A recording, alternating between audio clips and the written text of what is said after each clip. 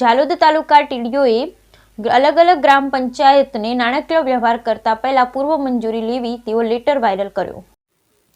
ઝાલોદ તાલુકા panchayat TDO દ્વારા અલગ અલગ ગ્રામ પંચાયતને નાણાકીય વ્યવહાર કરતા પહેલા પૂર્વ મંજૂરી લેવા તેવો લેટર વાયરલ।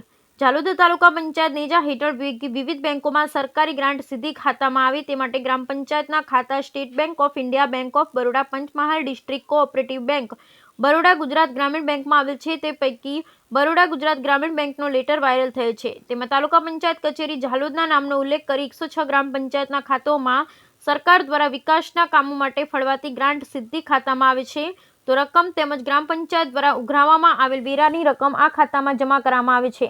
તો આ સ્વભંડોળની રકમનો ઉપયોગ કરતા પહેલા સરકાર દ્વારા નિયત કરેલ વહીવટીતંત્રની મંજૂરી લેવામાં આવે છે તે ઉલ્લેખ કરી વધુમાં આ લેટરમાં જણાવેલ છે કે ગ્રામ પંચાયતોના ખાતામાં આવેલ રકમનું તાલુકા પંચાયતમાંથી પૂર્વ મંજૂરી લીધેલ હોય તેવી ગ્રામ પંચાયત સાથે નાણાકીય વ્યવહાર કરવો તેવું જણાવેલ છે। અને છેલ્લે આ લેટરમાં તાલુકા વિકાસ અધિકારીની સહી છે।